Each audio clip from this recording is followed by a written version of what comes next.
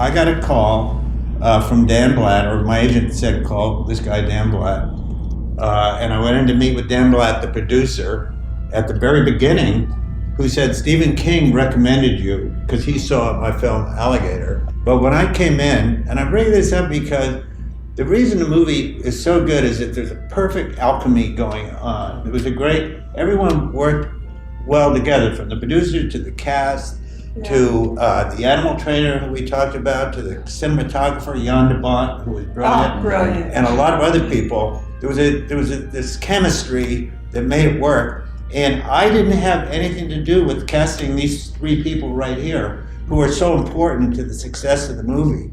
The first time we met, it was just like, oh, I'm safe. I'm safe now. He's going to take care of the vision of what this really is about, which for me was always about the lengths a mother would go to save her child, and that relentless dedication that a mother has. So.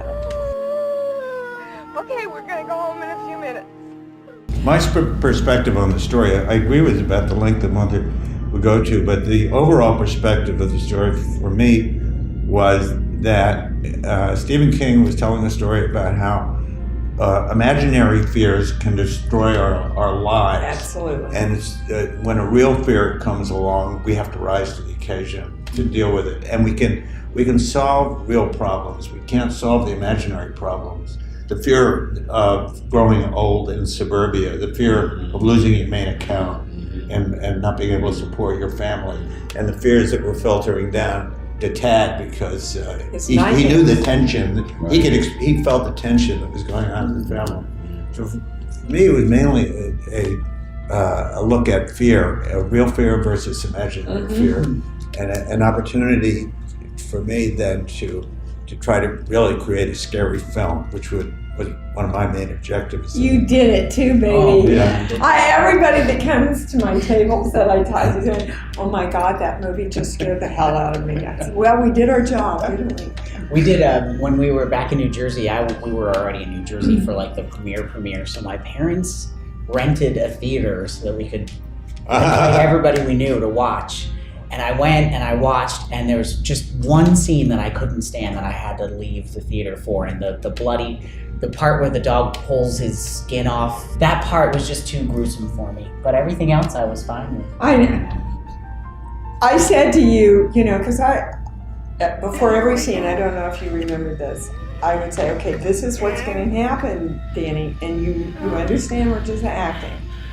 Yes. Every time. Every time. And every time the scene was over, I go, okay, that was fun, right? We were just acting every scene we did together. And so before he had to have his big attack, I was talking to him about it, and he said, oh no, it already happened to me when I was younger. And I said, really? And he said, you want to see? Right, and he went right into it. I don't think I have to worry about this kid in this scene. All of my memories come back to you for the whole Well, we thing. lived in that car. It was us, and that was why it was so easy for me.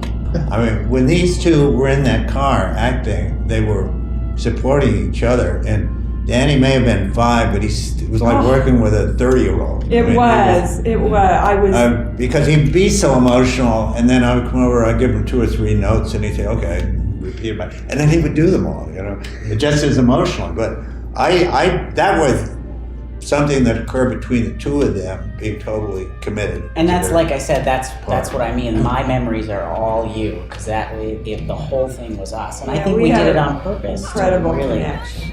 I appreciate everybody saying that. I mean, I have no answer for it. It just was like that.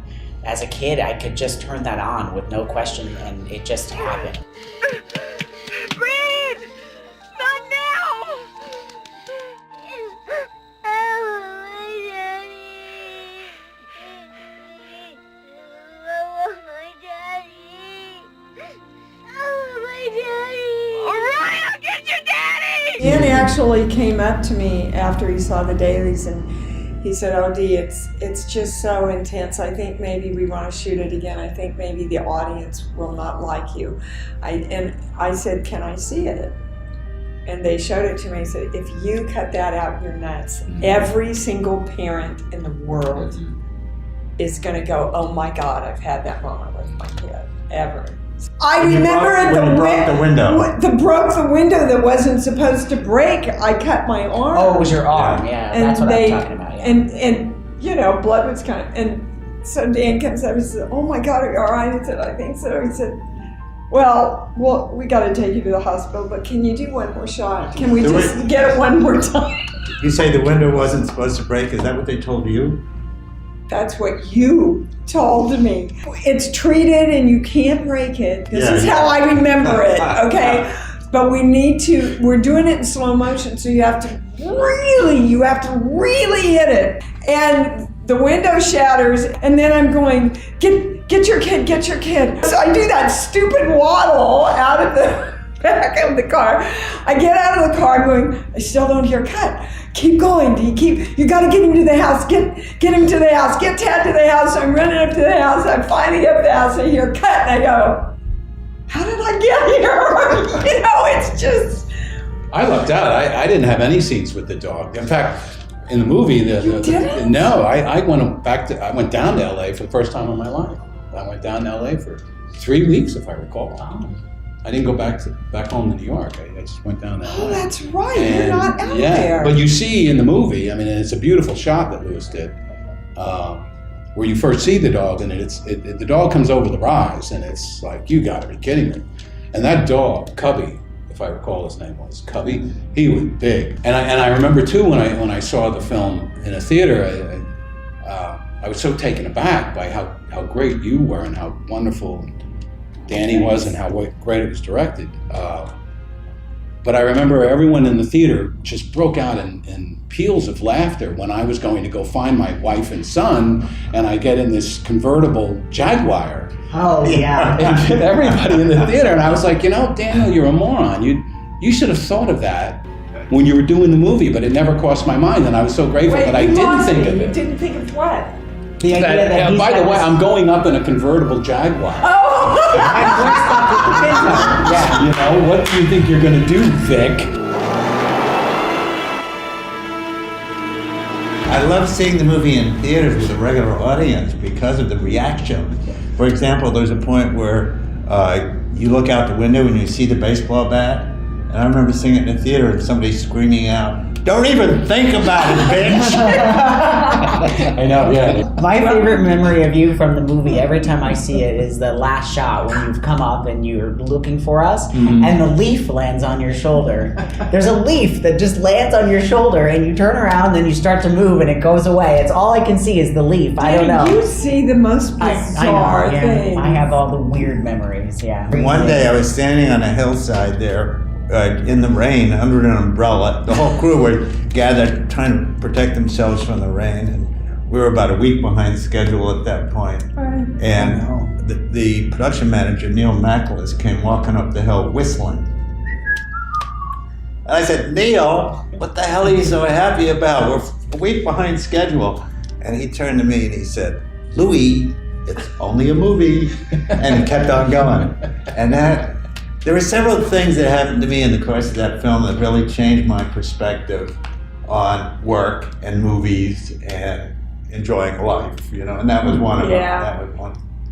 I remember too, another thing that I was very impressed with was what you did, Lewis, with the different variations and the different ways that you were able to employ that dog. I mean, obviously they had 3, I just recall 3, and you guys would know better than I. 5. And the stunt guy. And they had the stunt man who would get in a suit. I remember they had a mechanical dog's head. And a guy I asked to see it because, again, I had very little, if anything, to do with the dog, unlike Dee and Danny. And he pushed some buttons and the dog would grimace, the head would grimace.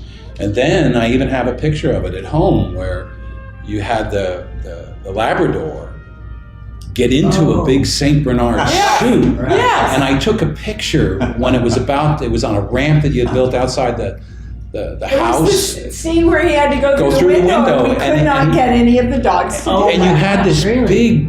big Saint Bernard suit, and it was matching the size of the real dog, and this little black Labrador head sticking out before they screwed the head on.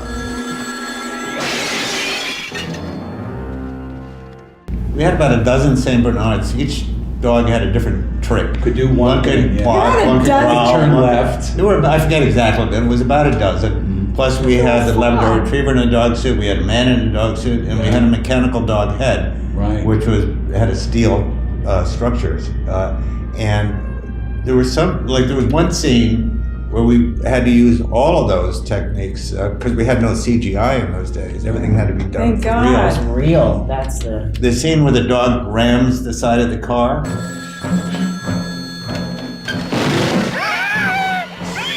Well, we used everything. I mean, I set up the shot so directly in front of the Pinto and took both doors off and took the seats out so I could get a shot of a Saint Bernard running towards the car and starting to leap, because what it was doing is it leaped up into the car and came out the other side. Wow. That's the only, we had to take both doors off to get it to do that, but you couldn't see it because they're directly in front. And then a close-up of the mechanical dog head hitting the metal door and denting it with a big sound effect bang. And then we cut inside to your reaction, screaming, and then back out, then back out to a real dog getting back to its feet. Wow. It was seamless. Oh my God. I was able to bring in anybody I wanted, and I brought in Yandabon. And he was a film scholar. I mean, he knew, we had the same frame of reference when it came to film. And one of the problems was shooting inside that Pinto for that many days was try to come up with different and unusual shots. Yeah. And I that, remember. that was amazing how that turned out. So I could invent shots like that 360. Yeah. Where you Best came part. in from And- above the. Well, I would say to Jan, this is what I'd love to get. You know, the camera follows Dee as she gets into the car and slams the door, and then pans around to Tad in the back seat, and then continues back around to Dee as she's telling him to lock the door and not to go out, and then back to him starting his cry, and then keep spinning until it becomes a blur. So I described the shot with Jan, not thinking there could be any way of actually Getting doing it. He went out and bought another Pinto, cut a hole through the roof and put that mechanism up on top of the car so the camera with a periscopic lens so the camera could actually spin around inside. And then lit the whole thing with fiber optics, because that was another problem. You didn't want the background to burn up. You wanted to see the outside world to get the effect of the spinning. One of my favorite things to film was the bedroom scene, running across that huge set. That was so cool. I mean, it was at least the What, light when of the you're studio. having. Well, there's with the light, when I turn the light off to have to Oh. run to and the room expands. Uh-huh. It was literally like the length of the studio, I remember. Yeah, I mean, the object there, again, I talked to Was Jan. it in a studio? The We bed- shot that in a studio. Yeah, the bedroom. shot the This was real later. house. I think I was alone. You guys Yeah. weren't there yet. We shot the bedroom in a real location, but then when I was talking to Jan, I said, what I'd really like him to do when he cuts out that light, he's got to get back in the bed before the monsters come out from underneath the bed and get him. Mm-hmm. So I wanted to seem like he has to run the length of a football Like field. literally. And then also what I'd like it to do, I said I'd like a cranes are flying shot. And he knew what I was talking about. Cranes Are Flying was a Russian film made in 1963 where the final shot goes upside down. And so Jan built this scaffolding inside the bedroom, inside the real bedroom, Right. to get the upside down shot. And then there we was shot this- in a studio where we could actually so cool. expand I the room. literally ran all the way across the studio through this room and jumped in the bed. It was fun. Well, inside a kid's mind, that's what Oh, it feels yeah. like. Oh, for yeah. Sure. I remember too that where they put the facade of our house, the big white house, and it was right there on the ocean. It was like, my gosh, look at that! And it was just one big wall, but it looked so regal, Yeah. and it looked like such a perfect spot, and it was wonderful. I thought that first of all, you were able to get it. I didn't think the Mendocino or anybody. It was up near Mendocino, if I recall. Mhm. And it was on the Pacific. It was just so beautiful. I thought, wow, how did they get permission to build that out there? that you did come around on the backside of the facade, and they had, if I recall, they had blinds actually. I think they were wooden blinds, and you wanted my hand to come in and lift it. And I thought, this is really interesting. We're in just a wall. It's not a house at all. And you had the camera there, and you had me lift the blind to see Dee or something getting out of her car. Or something. I remember that. Yeah. This is after you've seen her with her boyfriend. Yeah, right. Yes. Yeah, no. I'm going to say something about, because these three actors may not know about this, and it's so important about the importance of the backstory, the family relationships, and relationship between Daniel and Dee in the movie. The movie was pretty much structured according to the book that Stephen King wrote. I mean, we took out all the subplots we could to get it down to length, a manageable length. But as a consequence, you have all the scary stuff in the final third of the movie. And the first 2/3 is all relationship stuff and story about this family and what's happening to them. When we previewed the film, the first time in this place in Hollywood where people actually have little dials to record their interest level. Oh, yeah. Their interest level in the movie was lukewarm, but okay, for the first 2/3, and then shot through the roof at the end when you were trapped in the farmyard by the dog. So Warner Brothers, in their infinite wisdom, said, we got to get to that exciting part faster. Huh. And we took 15 minutes of family relationship stuff out of the movie. What did we take out? Previewed it again. We previewed it again, and this time the audience's interest level was exactly the same up until the barnyard. And then in the barnyard, it didn't go quite as high. It wasn't quite as terrifying. Oh, The interesting. barnyard hadn't changed, but they weren't as scared because they weren't as involved with the family and you and the story. So we put it all back. It was a great experience for me because I just came in and hit the ground running and was able to get right to work. Another thing, why it was a great experience, I flew from the Telluride Film Festival back to Mendocino to start the job. So I just come from a week of looking at great movies and talking about movies with people and was really excited about doing a movie, and then wound up with producer Dan Blatt, who was one of the most encouraging people that I've ever worked with, who really appreciated. And then everybody who was working on it was great, including Don Dunaway, who came and did a final polish on the script, and who came up with lines that helped create some of the best scenes.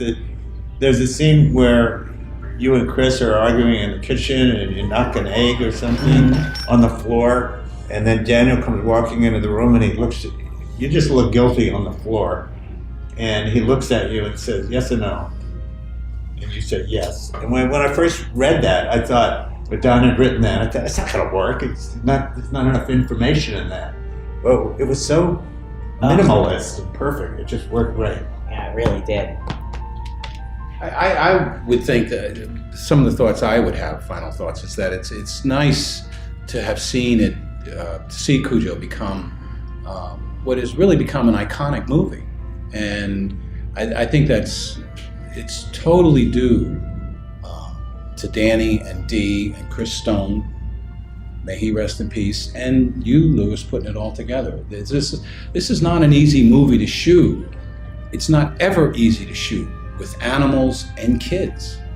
And for the movie to have the power and the seamlessness that it does is a real testament to the three people to my right You here. were a big part of Really, that, too. You were. No, like I said, I was in LA during all of that hard stuff. My gosh, you know. For me, it's absolutely the vehicle I'm most proud of all now 160 some films that I've done.